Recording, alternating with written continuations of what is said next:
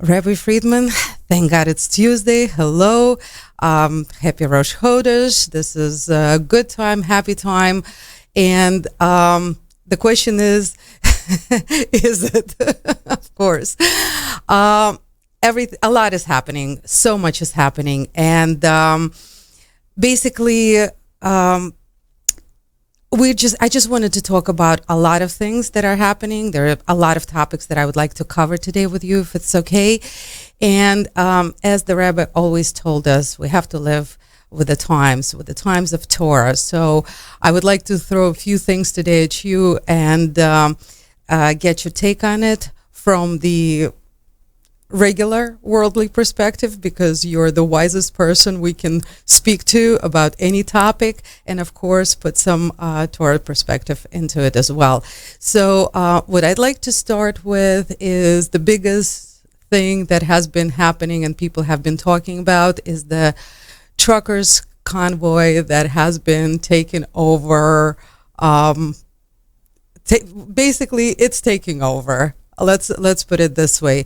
People are happy it's happening. It's something is being, it's a movement, it's an expression, and it's a very, very physical type of gesture that we're having, that is happening right now. So my question is that this is a very physical, very visual, very, something we can see, we can be proud of. I mean, those who are doing it are proud of themselves. They're expressing their pride, and they're using this big piece of equipment, this big piece of machinery that is in their possession to make a statement.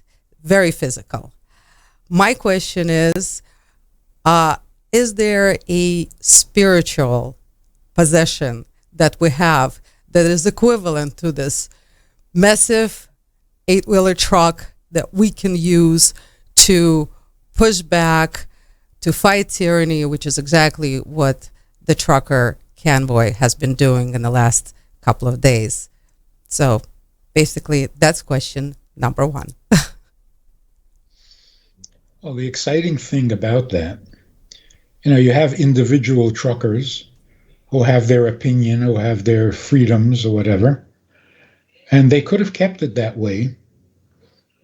Whatever trucker didn't want to put on a mask, but they didn't do that. They got together. They unified. That's the big news.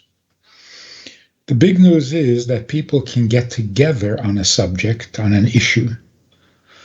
Then it matters. Then you get attention.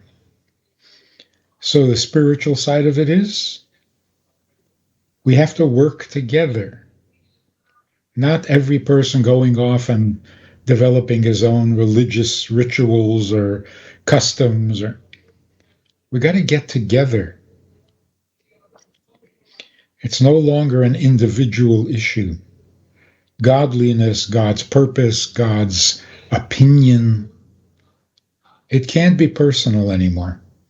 It's got to be a collective thing. We got to be communicating with each other about it, and a united voice. Like, for example, prayer in public schools. Such a hot issue. Over what? Over what? Because somebody might mention a particular God that not everybody believes in. Really, is this what threatens us? Of all the threats that we're facing, this is the big one? If, God forbid, somebody mentions God, what is that? Well, that reveals something that we don't want to deal with. We think we're a secular society. The West has become secular. We don't believe in God. We can't be bothered with rituals and with religion. Not true. The mention of God is so explosive. It is such dynamite. The possibility, the idea was that the day should begin in public schools, the day should begin with a prayer. The Rebbe actually suggested the prayer should be the simple words, "In God we trust." That's it. Can anybody object to that? It's already on our currency. In God we trust. Yeah. No, that would not be allowed. People fought against it intensely because that just opens the door to somebody mentioning which God. And that scares you? What is that? Obviously, God is still a very powerful notion. And so, okay, fine. No prayer, just a moment of silence to think about why you're going to school and what you want your life to be like. No, that's not good either.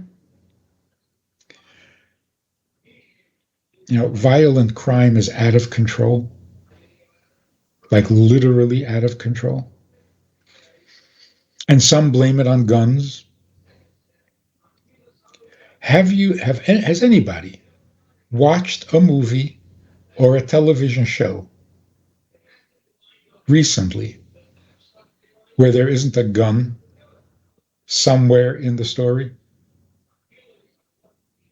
It's a beautiful story, it's romantic, and then all of a sudden somebody pulls out a gun. Why does everybody have a gun? And it's like a normal part, like you have a can opener and you have a gun. But there's a drawer for the can opener and there's a drawer for your gun.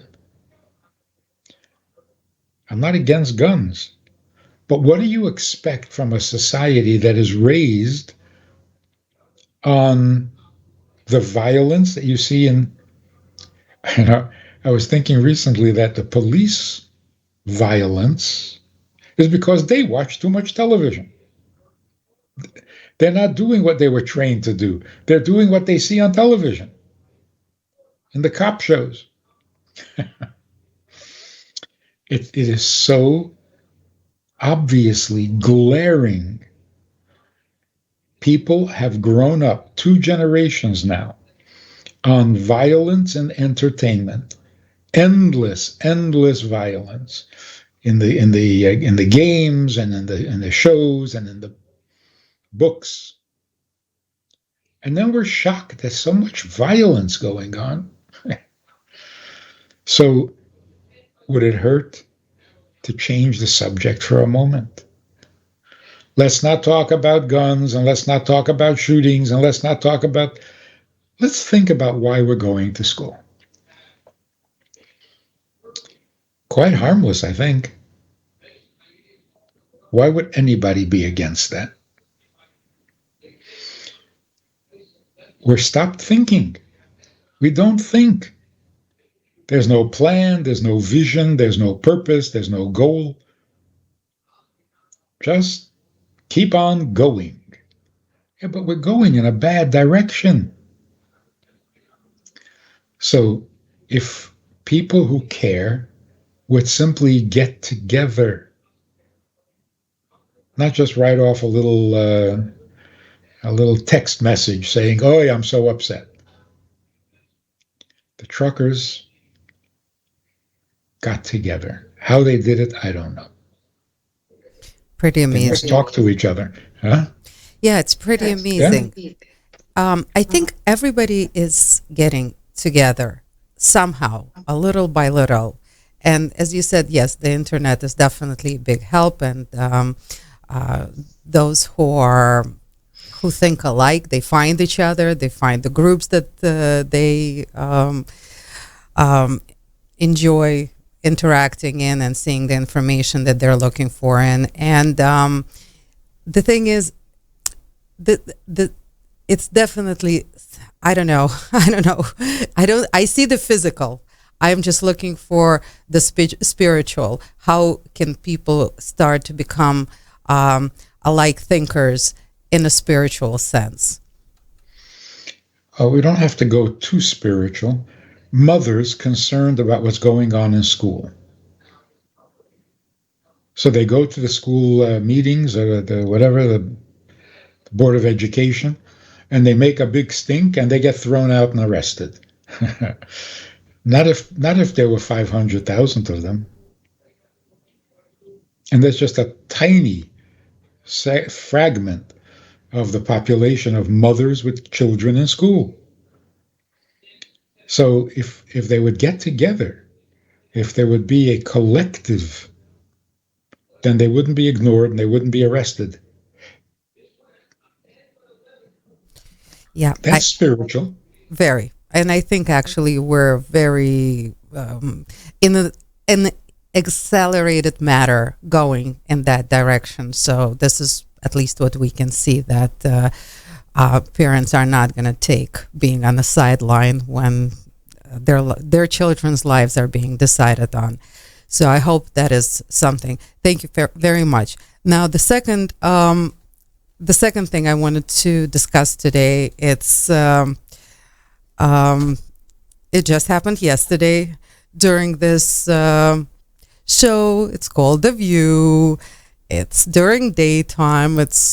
I'm assuming for people, who have time to watch television during the day. There are a few ladies that get together and express their point of view, different walks of life, different ages, and they have their opinion.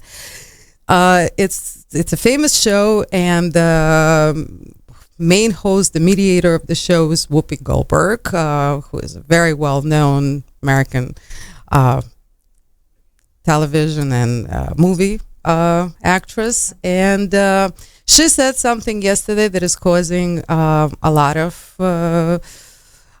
she upset a lot of people.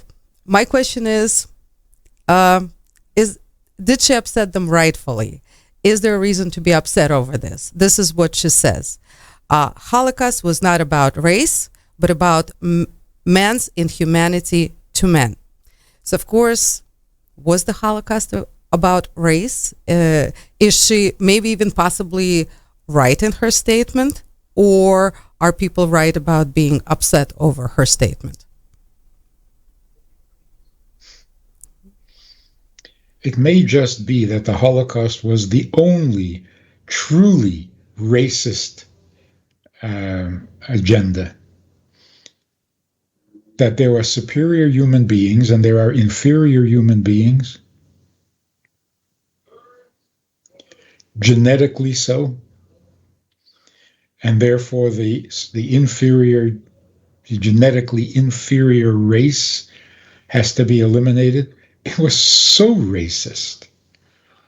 It was non-political. There was no other issue. It was purely a Darwinian concept, which is race. So it's not that Jews were an easy victim because we didn't put up a resistance. Germany was involved in a world war. They were trying to conquer the world. Why would they be distracted from that with this insane obsession to kill Jews? The fact that Jews were not a threat should have made them irrelevant during a world war. So it's not because Jews are easy victims. They weren't looking for victims. They were looking for world domination. Big plans. They were not thugs looking to beat somebody up. So it was purely a race issue. Rabbi Friedman, her comeback, like her apology, a little later in the same day, her comeback was that if you can't see it, her explanation was that if a Ku Klux Klan member was coming, she would definitely be on the radar because of her skin color. However, a Jewish person, not necessarily, because you can't really see a Jewish person. You can't visually tell a Jewish person apart from a non-Jewish person. Well, sort of. So this is her comeback, that racism has to be visual, and that is exactly what she meant. Is there any validity to that apology? It's nonsense. If you're being precise, a race issue doesn't mean that one race hates another race.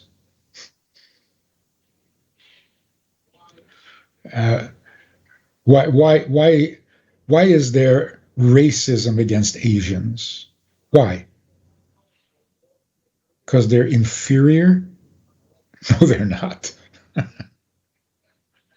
Nobody claims they're inferior. Nobody cares. Nobody goes into the truly race factors. They're different. They're weird. I don't like them. That's not race.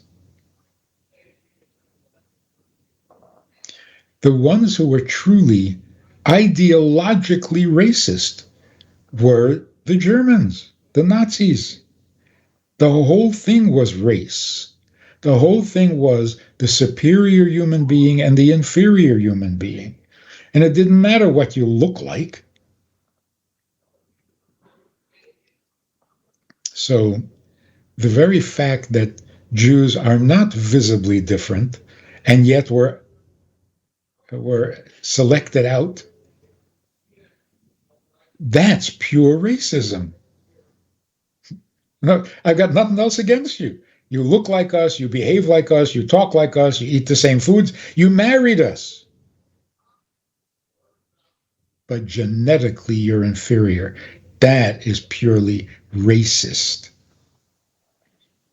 It's not different religions, different customs, different looks, different tastes. No, it was purely race. Now, anyone you don't like becomes racist. Thank you for that explanation, Rabbi Friedman.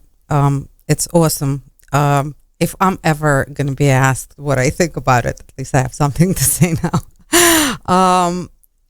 Another thing that I wanted to discuss today is the concept of couch potato.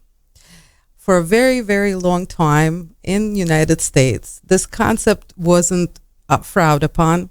It was something that people actually were pretty proud of. The pastime on the couch with a bucket of popcorn and a TV, was like an awesome thing. It's one of the best pastimes that people could imagine. And now that we see how physical things are causing spiritual things, how things are reflected. What kind of damage, if any, did that lifestyle of a couch potato, because I don't think it's any longer there, and not, kind of getting away from it. But did that kind of lifestyle cause any kind of internal damage, this physical activity, on the long term?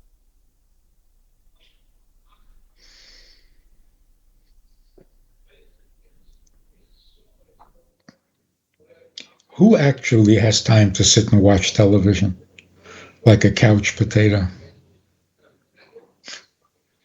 People complain that they're too busy, they have no time for anything. So who is the couch potato? College students who can't find a job. Okay, so it's not a television, so it's the computer.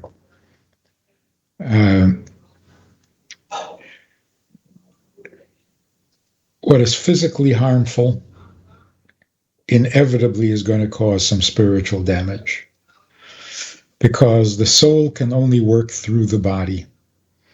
If the body is not healthy, the soul is frustrated. The soul is imprisoned in the body when the body does not respond to what the soul needs and wants and demands. So physically, if I want to move my leg and it won't move, that is not only a mobile problem, a mobility problem, It's also a soulful problem. If my will cannot move my leg, I'm in a sense spiritually damaged. If I can't guide my body, if it's off on its own agenda, doing its own thing, then I have lost my spiritual, some semi-spiritual powers. So if my mouth talks without my mind engaged, I've lost control. And when the spiritual loses control over the physical, it's bad for both. Now let's get into the truly spiritual. If my purpose in life, now that's purely spiritual. But without that, everything falls apart. The body cannot function properly if I'm not focused or I'm not conscious of my purpose.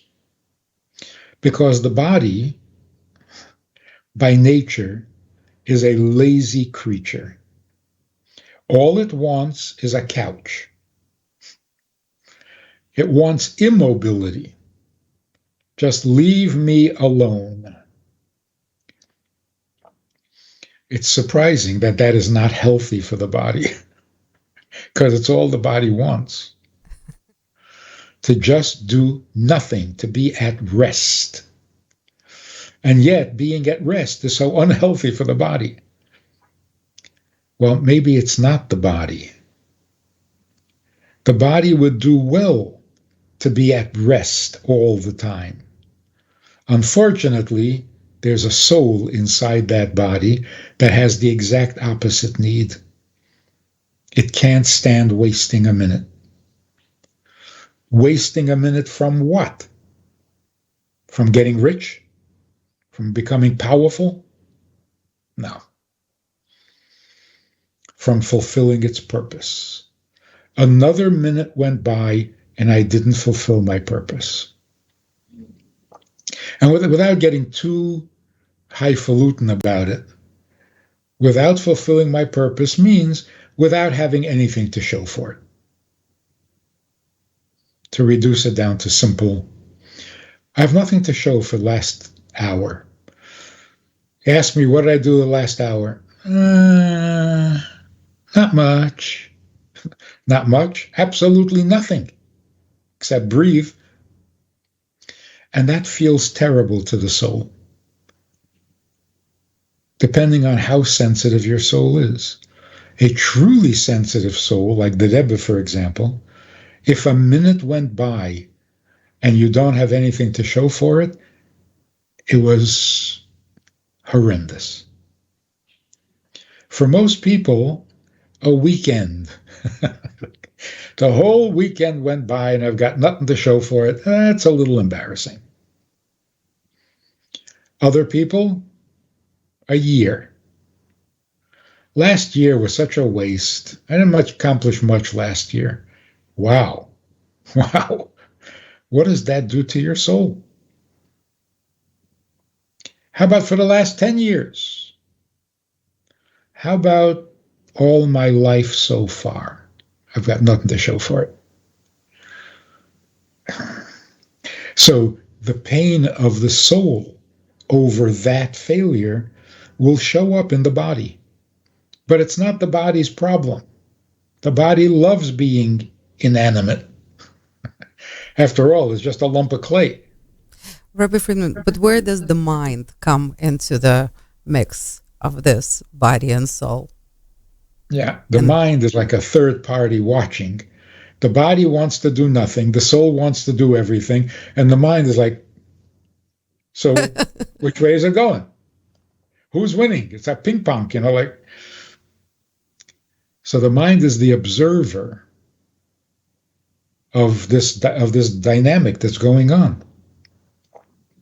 And the mind realizes that when the soul is not happy, the body is not healthy.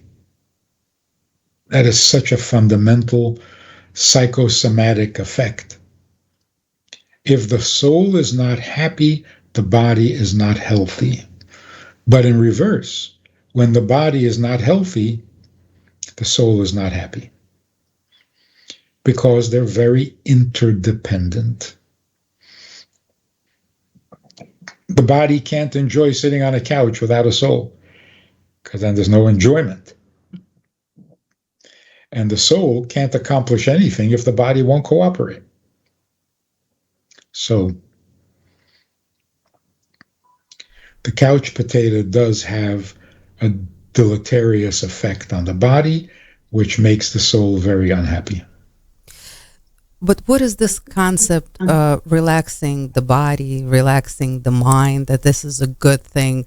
How does that make sense then? Or does it? It's only a partial solution. The body doesn't need to relax. The body needs to serve its purpose.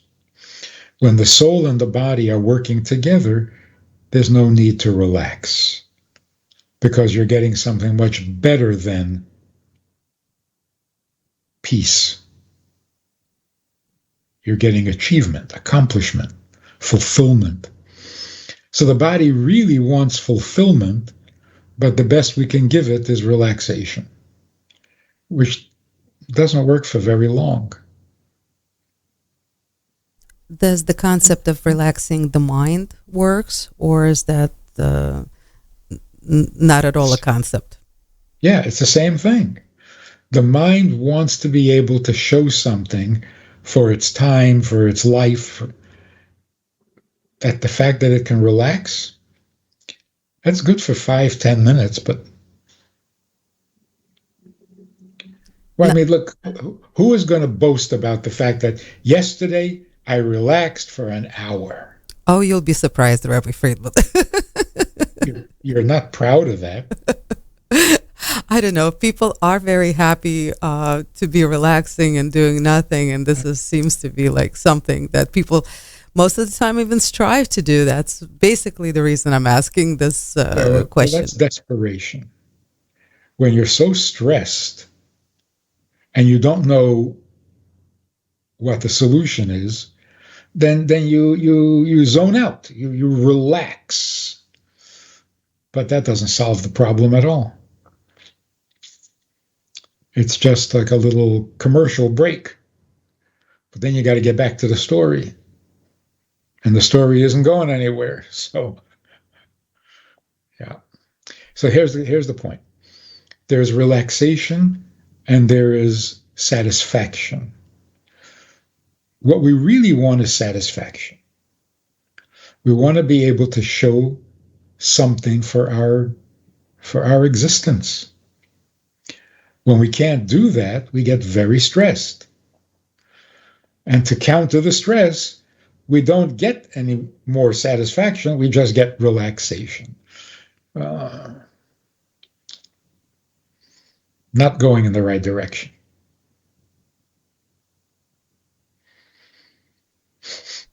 Got it. Thank you so much for that answer. It's just, The View, Couch Potato, the show, The View, the Couch Potato kind of went hand in hand and got my mind in that direction. So I figured I'll ask. It's really amazing how powerful that show, but the effect, the influence it has on people's thinking. And it's really sad because it's just people indulging themselves. There's no real direction. There's no real principle behind it. And it's not very kind either. So a lot, as it was just proven yesterday with this kind of conversations. All of media has become vicious. Yeah. Even comedy is not funny anymore. It's just vicious. Yeah. It's cruel and it's crude. It's a very sad evidence of the decadence and the collapse of a society. So people can say, well, that's our culture. No, it's the absence of culture. Don't call it culture. Hopefully it's the end of that culture. Yeah. Rabbi Friedman. And now, speaking of time, I don't know, but whoever I speak with, especially people who are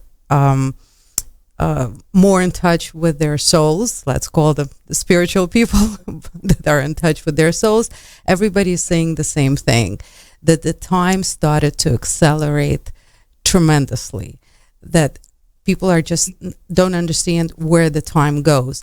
And I don't mean like, personally, I can say the same thing. I started to notice that as well. And I don't mean the weeks go by very fast or the months. The hours, they started to absolutely disappear. There's no time at all. Time starts to go by very, very fast. The minutes, the hours.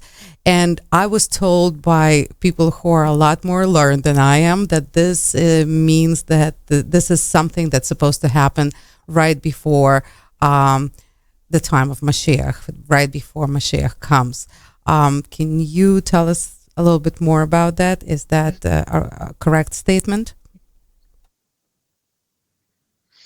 I've never heard that, so I don't know. But what is the difference between people who feel like time is moving very slowly versus people who feel like time is going by very fast? It's a matter of perception. It's not a fact, right? It's all subjective. So why would some people feel like time is very, very slow, it's dragging, and some people feel like it's going way too fast? What is it in their life or in their mentality that's producing these impressions?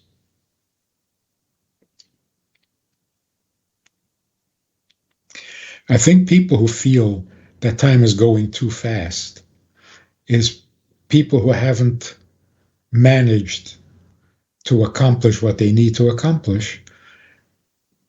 And to them, it seems like, can you please slow down? I can't keep up with this. So people who are pressured, people who are ambitious, people who are, to them, time goes too fast. So like if you have a very fast metabolism, where your system is working on high speed, then you need time to slow down because you want to accomplish so much, and then, well, the hour is gone. How am I going to accomplish all I want to accomplish if the time speeds by? So you want time to slow down so that you can accomplish more. So these questions are all interrelated. Before the coming of Mashiach, we will become restless, impatient for something to happen. Now, you can either feel, why is it taking so long? I'm impatient. Something is supposed to happen, but let it happen already. Why is it so slow?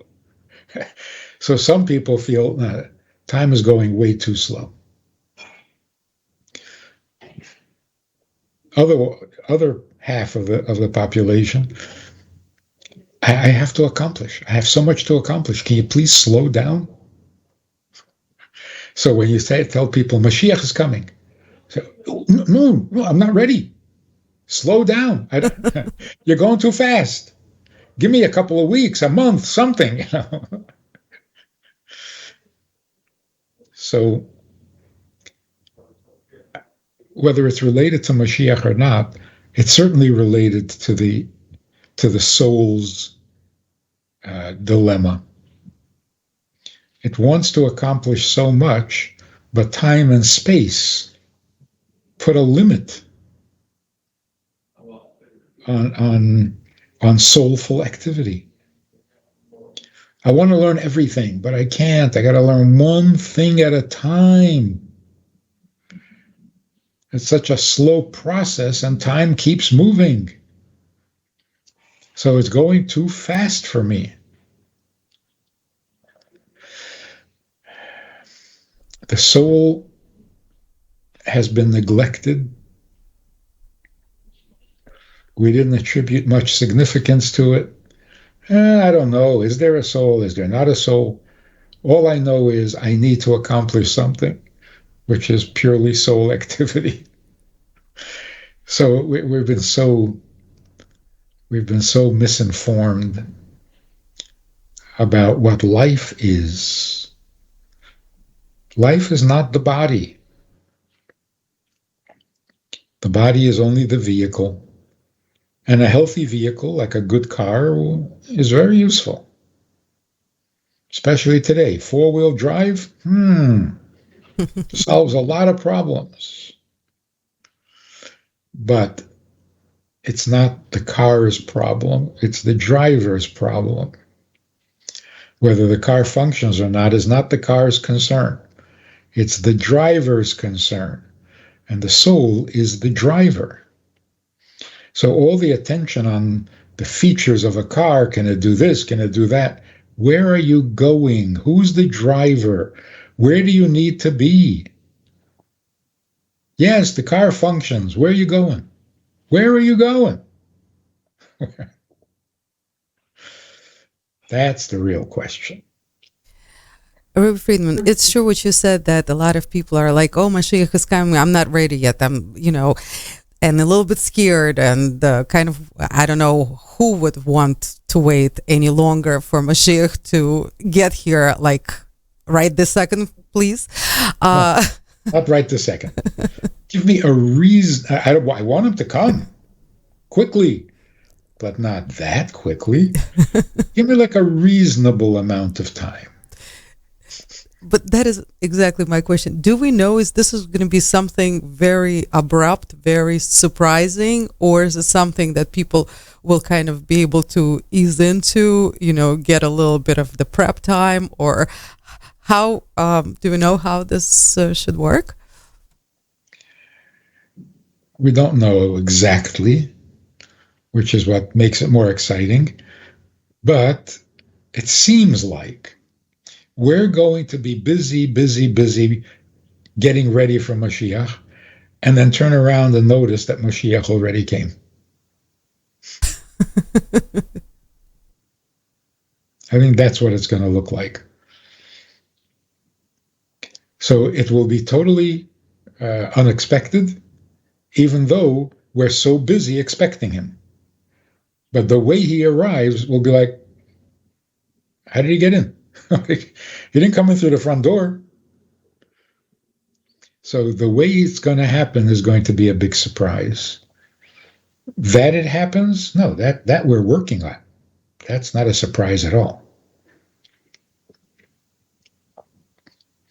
I guess in different words, who is going to make a difference in making the world decent?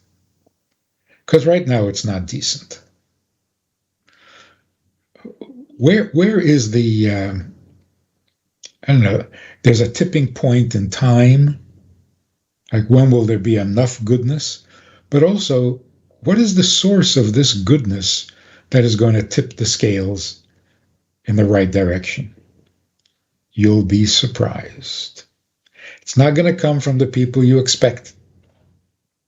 It'll come from an unexpected source. In other words, people who you don't think are very good are the ones who are going to make it very good. Yeah, that was something I wanted to talk about, but of course we ran out of time, is that there are a lot of goodness now coming from Russia, a lot of morality, a lot of really sanity is actually coming from that way, which we never would expect before. Rabbi Friedman, but unfortunately, we have so much to talk about, and there's 3 topics that I did not get to today that I think are also worthwhile talking about, so I really cannot wait till next Tuesday, where I can say, thank God it's Tuesday, and have more words of wisdom from you. It's amazing. So grateful for every second that you allocate for us. And thank you for everything you're doing on absolutely daily basis. So this month, as you mentioned, this is the month of Adar. We have 2 of them this year because it's a leap year.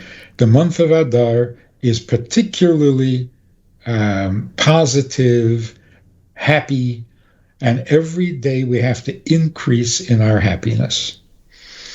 And we were talking about happiness the other day online. How do you increase happiness? How do you make happy? It's very hard because there's no mechanism for it. Right? The way to do it is to become more enthusiastic. That's doable.